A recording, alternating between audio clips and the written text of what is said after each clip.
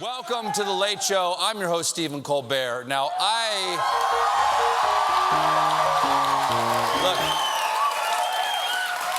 I know a lot of people tune into this show on a nightly basis to get their news and information. You know, they count on me to be a straight shooter, okay, with a calm voice.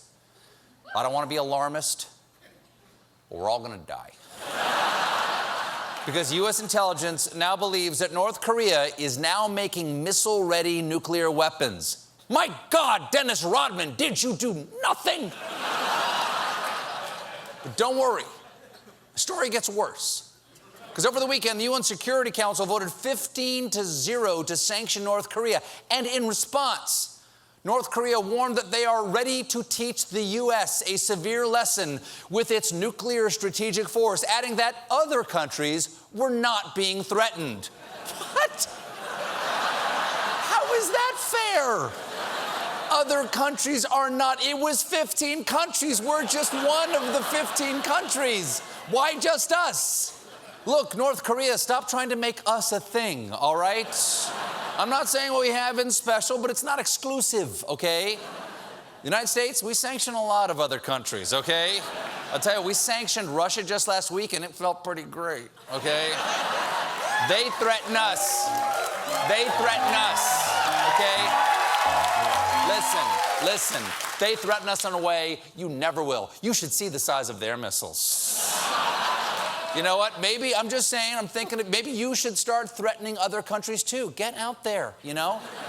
Who knows? Maybe the country you really want to annihilate has been right in front of you the whole time. Now, this is the level of North Korea's present paranoia. They describe this UN vote against them as packs of wolves are coming in attack to strangle a nation. So in this metaphor, the U.S. and our allies are wolves? Has Kim Jong-un ever seen a wolf? Because strangling's not really their thing.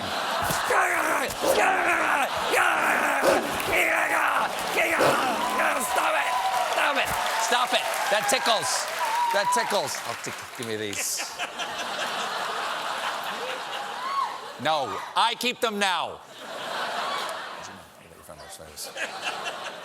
Thankfully, faced with the greatest challenge of his presidency, Donald Trump stepped up and in a moment of pure statesmanship, de-escalated the rhetoric and brought calm to our worried nation. I'm just kidding. Now, he said this. North Korea best not make any more threats to the United States. They will be met with fire and fury like the world has never seen. He has been very threatening beyond a normal statement. And as I said, they will be met with fire, fury, and frankly, power, the likes of which this world has never seen before.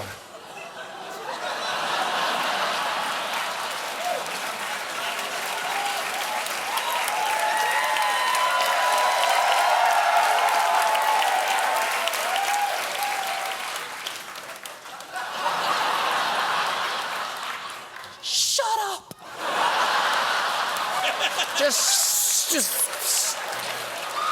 okay? You're getting us all killed. And I just started The Handmaid's Tale. You know Kim Jong-un's crazy, right? He's a loose cannon like Mel Gibson in That Lethal Weapon. Also, that one time he got pulled over. Now look, the one ray of hope here is that I'm not sure whether to believe Trump's nuclear saber rattling, and neither are you. Because a poll came out today that found 3/4 of Americans say they can't trust most of what they hear from the White House. I don't blame them. No, I don't blame them.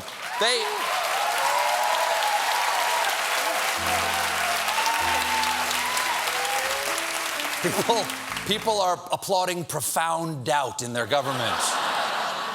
I don't blame them for not trusting it. The White House has made a lot of questionable claims. For instance, the crowd size at the inauguration, the Obama wiretapping. There's no way Steve Bannon is that flexible.